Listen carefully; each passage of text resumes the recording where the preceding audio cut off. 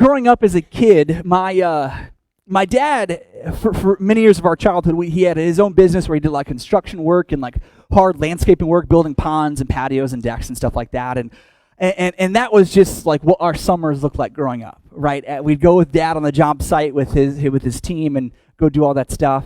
And I remember one summer there was this project for a woman who was a close, dear family friend, right? So she wasn't a complete stranger. We had known her our whole life growing up. And my siblings and I, we actually loved going and helping her at her house because she'd always feed us McDonald's, right? Which is the greatest bribery for kids even still today.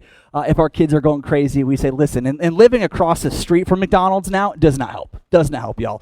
But because there's always a Happy Meal for bribery if it's needed. But I remember I was about 12, 13 years old. And we went off to her house one day during the summer. And for the first time, my dad said, hey, listen, I'd like for you to do this kind of project here. And it was super easy. He's like, hey, I'm going to be over here working on this, over this stuff. And I want you just to build this small little like box frame. And it's going to be this a kind of natural, organic kind of filtration system that they'll later build. But you just need to put these 4 posts in the ground and put some boards around them. Super easy. You can't mess it up. He gave him the dimensions, all that stuff. I said, I got this, right? And with all of that that confidence that most 12, 13-year-olds have, right? If I can do this, right, I got this. This is a piece of cake. I remember sweating and for a few hours, right, digging the holes, using a post hole digger and all that stuff, and trying my best to measure it all out, and getting to like be at the chop saw and cut all the boards right to what I thought would be the right length, all that stuff, right? And getting it all put together. I remember it was just after lunchtime, and we kind of reconvened, and I had a moment like, Dad, hey, I'm finished. It's great. You're going to love it. I mean, it's just a small little, maybe 3 by 5 foot box, maybe 2 feet off the ground, right? 4 by 4s in the corners, right? And 2 by 6s that kind of, go around it, right? It's very, very simple. And I remember walking him over to look at it, and with such pride of just like, this is going to be amazing, right? Son of the Year award. Okay, I hope there's paparazzi somewhere waiting to capture this moment. And I just remember we walked around the corner and he saw it. And he just begins to laugh. Just begins to laugh as he looks at what I made. And I didn't necessarily like look at it in the moment from his perspective, but when I was standing there with him and I saw it and I saw him laughing and I look at it, I'm like, what? And he just looks at me and he's like, dude, this is hilarious. He's like, did you try to invent a whole new shape? Like, what is this? Like, this is something crazy. We go over and we look at it, and this thing is crooked. It is wonky. Not a single part of this is level or straight. All the walls are put in wrong. I mean, just everything is wrong. And we have a good laugh over all that stuff. And one of those moments of, hey, I'm going to trust you with this, and you're probably going to mess up. And sure enough, I did. But it's a learning experience, right? And we do that with our kids. It's a little scary, but we do it, right? Here's the key to the car, that sort of stuff, right? And I remember, I'll never forget, that was actually the day where my dad had taught me how to put it in a post. I always helped him, or I always had watched, and I tried on my own, but failed miserably. Remember that day he showed me, all right, you got to line up the holes like this, and when we dug them out, I had totally done everything wrong. Every bit of the project was wrong, but I remember we kind of got down there, got it all situated, and remember, he grabbed the level. He's like, did you even use this? I said, no, I just eyeballed it. He's like, first mistake right there. He goes up, and he's showing me how this works and putting the dirt in and all this stuff. And he begins to tell me something. He says, Andre, the most important part of this whole project is you're doing. This is whether it's this box or it's other stuff. If you don't have the corners right, it doesn't matter how right you try to get everything else, because if the corners are off, everything's going to be off. Everything. And you see, if you've been a part of the church for a while and you've come in, we've all have walked by this banner over here that's by this table that has these 4 words on it. These 4 words of create, connect, cultivate, and carry. These are words that we've shared a lot over and over again, and these are what we refer to as the 4 corners of this church community. These are words and these statements, these value system that have been in place for a while, and there are times over the years where we've leaned into them, and it's been a little over a year since we have, and so we're going to revisit together as a church family. But you see, what is so vital is that this is who we are. And this is what we stand for. And it matters, just like the 4x4 in the dirt, it matters that they're right, because if they're off, if they're not really being lived out, if they're not really being embraced or grabbed a hold of, what happens is we experience a very dysfunctional church. And some of us have been a part of that in the past in other places, and we don't like it. And perhaps that even led to a little hesitation of coming into this place, right? But the reality is that God designed his church to look a certain way. And sometimes when people get their hands into the mix, the level gets thrown off pretty quick. But if we lean into what God's word says, and we grab a hold of what he is calling us to, then we can actually begin to experience not just a church of, wow, that preacher is great, or wow, that music is great, but a community that is great. A community that is whole, a community that is real, where the Holy Spirit is moving, where people are coming together, not as maybe as strangers at one season, but through a stage of time becoming close friends who lean on each other during storms and hardships. And you see, what is beautiful is when we live this out, we experience the book of Acts kind of New Testament church that doesn't revolve around just waking up on Sunday morning and wrestling the kids to get them out of bed, brush their teeth, and slap some clothes on them, and dragging them to church, kicking and screaming, right? And then throw them in kids' church and do to church, and then we leave, right? And then we just do on this repeat system of over and over again. But really, to be ourselves and be in community and walk and experience relationship with Jesus that really is what it's meant to be. You know what I mean? And friends, this morning we're going to lean into the very first kind of corner of our four corners, and that is connect. This idea of what it looks for us to really become one people. Become one people. You see, there's this moment in the Gospels where it's often referred to as the triumphal entry, where Jesus, we just talked about this a few months ago, where it's approaching the moment where Jesus is going to be falsely accused and he's going to be arrested. People are going to betray him, right? People are going to come and say, hey, listen, I'll make up some stuff about Jesus so you can put some shackles on him. And so people did that. And we're about a week away from this moment, and it begins when he jumps on a donkey and rides it into the city of Jerusalem. But you see, then, on the very next morning, he goes into the temple. And as he is there, he shares one story after another, parable after parable after parable. And parables are these allegories, these stories that have meaning to them, right? And you see, he shares one after another after another. And this is Matthew 21, 22, all this moment. And I encourage you, read it this week. If you're looking for something to read Matthew 21, 22. Read and allow God to really speak to you through these stories, what Jesus shares. And you see, the religious leaders, they're getting pretty angry. And they don't like what Jesus is sharing. They don't like these stories, these parables that he's sharing. And you see, they actually get to a moment where they're ready to try to figure out a way to boot him out, right? But all these people are listening. And Jesus ends the moment talking about a wedding, which is rather fitting because his ministry began at a wedding. And in this moment, as he is making it very clear who he is, he begins to end it when he talks about a wedding banquet.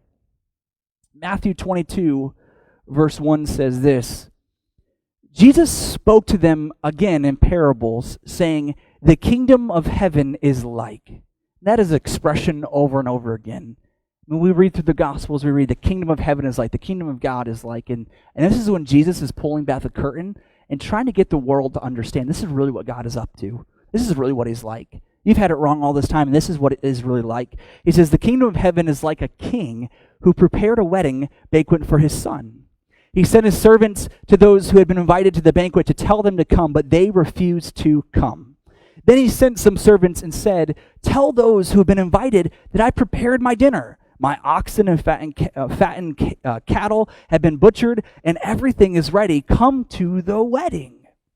But they paid no attention and went off, one to his field, another to his business. The rest seized the servants, mistreated them, and killed them. The king was enraged, He sent his army and destroyed those murderers and built and burned their city. Then he said to his servants, "The wedding banquet is ready, but those I invited did not deserve to come. So go to the street corners and invite to the banquet anyone you find." So the servants went out into the streets and gathered all the people they could, the bad as well as the good. If you are in your Bible, underline that, highlight that. If you're on your phone, highlight it and save it. So the servants went out into the streets and gathered all the people they could, and they gathered everyone they could find, the bad as well as the good. And the wedding hall was filled with guests. But Jesus doesn't stop there. He says this next in verse 11. But when the king came in to see the guests, he noticed a man there who was not wearing wedding clothes. He asked, "How did you get in here without wedding clothes, my friend?" The man was speechless, and then the king told the attendants, "Tie him hand and foot and throw him outside in the darkness where there will be weeping and gnashing of teeth." In verse 14, Jesus says this, "For many are invited, but few are chosen." This is a significant moment as Jesus is pulling back the curtain and showing what God is really up to in the world. And you see, this is a special moment because Jesus begins to tell the story of a king. And even as people in this story, they give all right reasons why they wouldn't go. Hey, I've got to go get business. In Luke's gospel, in Luke chapter 14, Luke also records this moment. And he also includes how Jesus tells about how there are these people who said that they had business to attend to. They had important things in life happening. But they were still no excuse to miss the king's son's wedding. And this is not just an ordinary wedding. This is not just another one of us getting married, right? This is the king's son. And to put it in perspective, several years ago, Prince Harry and Meghan Markle got married, right? And it captured the attention of the world. This small country on the other side of the pond, two people got married, and hundreds of millions of people from around the world tuned in for that event. It was one of the events, if not the event of 2018, right? And if you would have asked Andre back then, I would have said, who? Like, who is this? I had no idea, right? But hundreds of million people are watching this, right? And just to, like, this is insane. If you're like me and you're like, who are these people? I still don't know, right? They're people part of the royal family, over in England, all that stuff, right? And anyway, so they get married, right? And this is a massive wedding, right? It was about 29 million pounds, which into U.S. currency, about $36 million. Wow, right? Our budget for our wedding was nowhere near that. Nowhere. Way fewer zeros, way fewer. The decimal point was way further up, right? I mean, this is massive, right? There was about 30 million people. I mean, this blows my mind. About 30 million people from America tuned in to watch it live. Not watch the recap. Not talk about it the next day. 1/10 of our country watched it live. What are we doing? But this captured the attention of the world, and they had a small guest list. I mean, it was like 600 people, right? I mean, and I guarantee you not a single one of them thought about missing. Their wedding actually, ironically, accidentally got planned on the same day as some national cup for soccer or football over there, and their team was actually playing, and that still, I mean, it still took priority over that stuff, right? Which we all know how they take serious that sport. But the reality is, not a single one of those 600 folks even thought for a second that they would miss it. And so we can imagine the disrespect as this has been planned and planned and planned and planned, and people say, when I RSVP'd, I said yes, but now I don't really feel like going. The great disrespect given to the king. And so what does he do? He says, go out and invite other people. Go get everybody. Go out and tell everybody. And what I love in Luke 14, he says, go out to the streets, go out to the hedges and the highways, go as far as you can.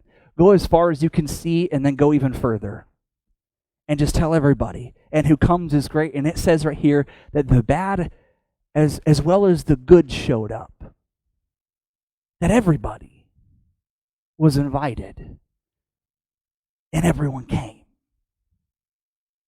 And you see, this is important. I remember years ago, I heard from an older pastor friend of mine, a mentor gentleman, and I remember he shared that sometimes when we read the Gospels, we always read that we're the victims, or we always read that we're like the one on the receiving end of the blessing, when oftentimes we totally misidentify ourselves in that way, and we're actually the ones who are very guilty of those that Jesus is accusing.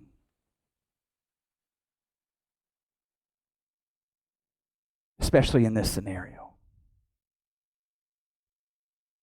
Because actually, instead of as people who come and are just grateful to be a part of the family of God, we actually over time very bend it and twist it as we put our hands to it and try to make it our own. And you see what very well happens, and we've seen this, haven't we? We allow our flesh to get behind the steering wheel, and we completely invert what God designed the church to be, and we make it very much about us when it's not. And you see, we actually are a lot like Hans Gruber and the bad guys of the best Christmas movie ever to be put out there, Die Hard, right? We're actually a lot like those guys who actually seized a party they did not plan and did all this stuff so that people would meet their demands. And we come in and we try to seize a party that is not ours so that way it could meet our demands. And this is not the way that the Lord meant for Christian community to be. We've got to lean into this shift of what God is really up to. We've got to lean into this reality of what the Christian community is so much about. Because I don't want us to miss it. I don't want us to miss it. And there are two beautiful qualities that are shown right here in this story as Jesus is talking about how people can come in and be a part of it. He talks about these two beautiful realities. The first part is clear. He talks about how this community is people who are deeply committed to genuine hospitality, right? And even for us as a church aiming and having that kind of the target on the wall that we're aiming for, that we be a Christian community that is committed to genuine hospitality. What I love in this story is the guests, the servers don't care who's being invited. They don't say to the king, are you sure you want me to go over there onto those side of the tracks? Are you sure you want me to go invite this person? No, he says go to everywhere. And then he doesn't put the servers out as bouncers outside, right? Because even there's a gentleman who makes it into the party. We'll talk about that here in a little bit. But there's even somebody who makes it in, and they don't act as bouncers. They still act as people who are greeting and caring. And this is a beautiful reality, the depiction of what it looks like to be people who are serving in the kingdom of God. That those are welcome. They embrace this genuine sense of hospitality where we set aside our desires, we set aside what we want, and we say, Lord, what do you want in all of this? It's this beautiful reality that it's not just about people feeling welcomed. It's about people feeling wanted here. As the king sent out the servers, he said, go to the streets, go everywhere, and don't show up and say, hey, I have a message from the king. If you want to, you can come over here. Go and tell everyone that they are wanted here for this. It's been 11 years now that Aaron and I have lived here in South Carolina. 11 years since, moving down this way. And all of our family is still very much up in Michigan. And every few years, we make trips up to see people, and out of all the cousins and nieces and nephews and siblings and aunt, uncles and all the grandparents, all the people to visit, right? We always make time to visit two other families. There are two other families who, for a season of our life, were people who were very much like family to us. People who made it clear that we were wanted in their homes when we felt very lonely, we felt very isolated and cut off. And even we don't call ahead and say, hey, we're coming. Sometimes we show up, and if they're not there, we just put a sticky note on the door. But you see, it matters, friends. It matters that we embrace this sense of communicating through word, through body language, through expression, through our faith. that people are wanted. Not just, hey, how you doing? Oh, what's your name again? I've seen you for 3 months. No idea. I'll never remember, right? No, that you're wanted. It's this total different paradigm shift of how the people of God in this story. And there's a season within our own journey of God where first we come in and we're like a guest, and then we kind of get refrigerator rights. I was that kid at our school who spent more time at his friend's house than his own, right? And so I had a lot of other moms and dads in places I go to, had a lot of refrigerators to raid often after school. And it wouldn't take long, right, to kind of have the unspoken of like, it's okay that I get my own, right? Instead of having to ask my friend, hey, would you mind getting me a juice box? Right, that moment of like, just get it yourself, right? And there comes a moment where we make this gradual shift from guest to server, where we go from being wanted to making it clear that we want others, and adding to the community in that way, and embracing this genuine, real sense of hospitality. Because we've seen what it's like to run to somebody in the grocery store, and we see them walking from the other side, and we're thinking to ourselves, I hate their guts. I don't want to see them. Look the other way. Like, oh, they just looked at me, right? We know that when we come, like, hey, how you doing? Great to see you. How are the kids? Great. How's your wife doing? Okay, good. Hey, go away. And then, okay, oh, this conversation's over. Great, right? And you exit one way, and then you're like, wow, that was terrible. I can't believe I said hi to them, right? We've seen that. Hospitality is so much deeper in the sense of wanting, of embracing forgiveness where it needs to take place, embracing owning up to our mistakes and apologizing. It means this genuine sense of setting aside our ego and saying, wow, it genuinely is great to see you. I remember years ago when we moved into the community and we were praying for what the Lord would do with this new church, this was very clear in the front end of one of the deepest values that we'd have in this Christian community. Because people have done church, but they have not experienced family. And what if people did? And you see, if you can think back to when it was your first time at this church, Pastor Andre probably called you or texted you, and he asked you a question, or he actually probably made a statement. He didn't say, hey, I hope you like the sermon. He didn't say, I don't want to talk about my person in the third person, but I'm sorry. But I don't know, I didn't say, I hope you enjoyed this service, or I hope you enjoyed this. I say, I hope you felt welcomed. That is our deepest value. Whether we have a name tag on and we're greeting or open the door, or we're not, we're just somebody in the room, that we embrace genuine sense of hospitality. But you see, what is so important and what is so evident in this stories is not just the reality of people being wanted into the family of God, right? Because we all the time will put up walls of saying, yeah, I don't want you here, but we need to tear those down and allow God to have his way with this.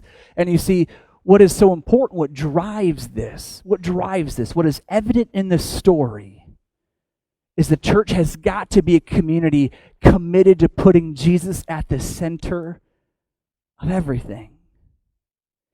It said that bad and good alike came. People who were strangers. People who knew each other's last name and knew their business. People who were enemies, and some people who were just acquaintances, and some people who were strangers. Still come in, and yet there's this beautiful reality where they mesh together as one. And it's not because of, hey, the food is great at the party, or hey, it's because I really like the music. No, it's because of why we're here. For them, it was the son of the king is getting married. We put those things aside because Jesus is at the center of everything. He's at the center of everything. And what I love about this moment in Matthew 22 is that someone makes it into the party, and it was someone who didn't have the focus to give the respect to the king that he deserved. There were not bouncers at the door who kept him out. But he came in. Where everyone else in this story, why the king was upset is because other people went and got home, they got changed, and then they came to the wedding, all that stuff, right? But the reality is the king came, saw this gentleman who had no intent of actually living in a respectful way to the king. Like a person who would show up to a wedding and dress in all black, who just wants to stick out, wants to cause disruption. It is the king, not the servers. It is the king who approaches and says, my friend. He doesn't say, you terrible person. He says, my friend, what are you doing? And the king has his way of dismissing him from the community. The reality is, friends, is that Jesus has got to be at the center of all of this. Because on an individual level, it allows for our pursuit of being with God to take place, because that is what brings us together, and that frankly is what keeps us on the same path, moving together. Not that we're all at the same depth of relationship with God. We're all in different stages, different places, and that's perfectly great. But understand, friends, understand that you put yourself at risk. You put yourself at risk when you allow your heart to drift away from God, and this no longer becomes all about Jesus. You put yourself at risk of being let out. And I have seen over the years many people be let out of this community because they allowed their flesh to grab a hold of the steering wheel. They allowed their own selfish desires to come forth instead of Jesus. And understand that Andre doesn't want anything from anybody. I don't want money. I don't need best friends and buddies. I don't want people or expectations from anybody. I want people to really know what it's like to live in relationship with Jesus. And that's it. That's it. I don't need the microphone. I probably would prefer to be at the back of the room, hidden behind everybody. Understand that when, as individuals and as a community, when we lose that focus, what happens so easily, and there's even this thing happening in the world, and I'm going to say there's 90 and 10. I'm going to say, and allow us to walk together with the Holy Spirit in this, okay? I'm going to say 90 and 10. 10% of the cases of what people say as church hurt are genuine, real, terrible experiences of true leadership or people taking advantage of people. But I have found in my experience of walking with many, many people, that 9 out of 10 stories of church hurt is actually them having their sin exposed, having their flesh exposed, and actually wanting that more than Jesus, and so they make up excuses to find the door. Understand, Jesus has got to be at the center of everything. And when we lose focus on that, all of this is thrown off.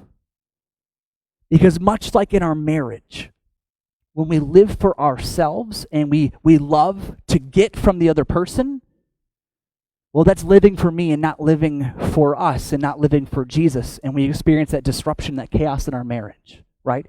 In other parts of our life, in relationships and friendships with our kids, our job, and everything in our life, when Jesus is not first, the compass is just spinning and spinning and spinning and spinning and spinning.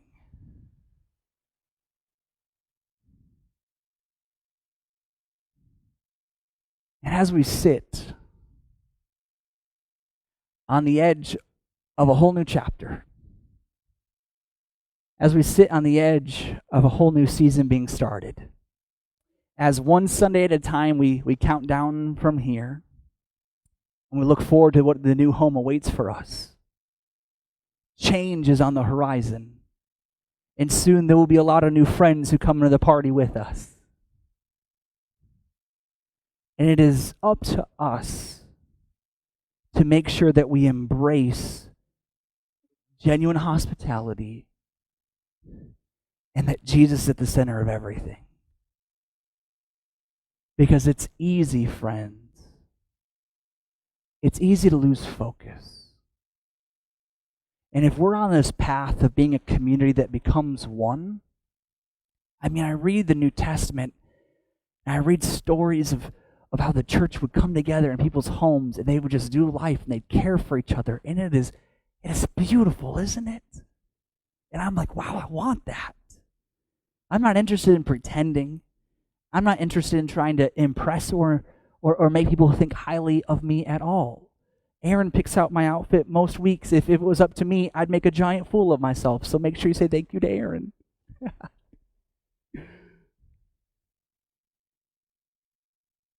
It's about Jesus and not us. And don't lose sight of that. And friends, more than anything, in this whole journey of what is to come, I so badly want us to bite in and be hungry and be eager. To the new folks who will one day come to the party.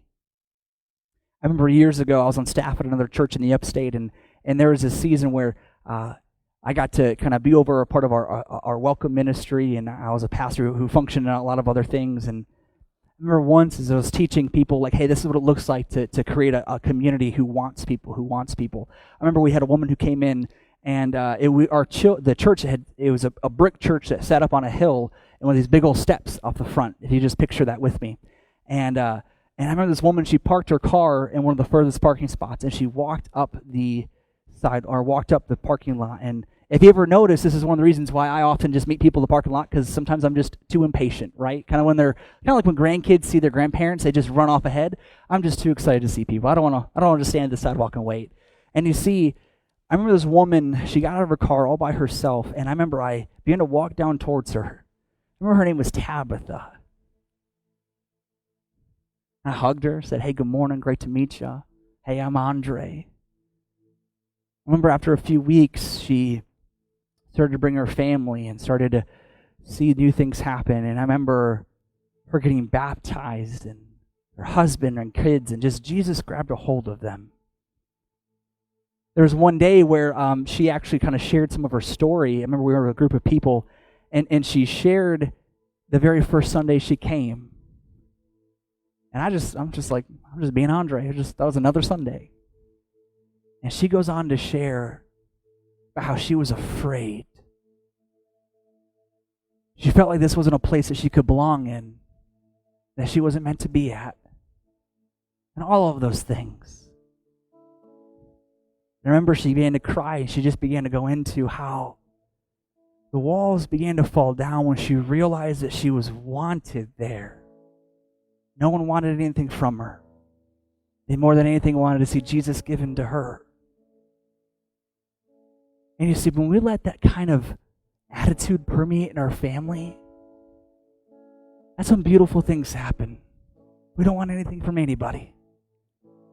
We just want to see Jesus be given to them and see how they give everything to Him and see how their whole life is changed and made new by Him. And we just get to celebrate with them. We just get to celebrate. So friends, I don't know what is happening inside of you. I don't know other churches that you have been to. I don't know things that you have been through in the past, but I tell you this. What makes this community great is that Jesus is at the middle of everything, and that each other are wanting the other to be here and wanting Jesus to be in their life. That's it. That's how we get a New Testament church. And that's how we become one. Will you pray with me?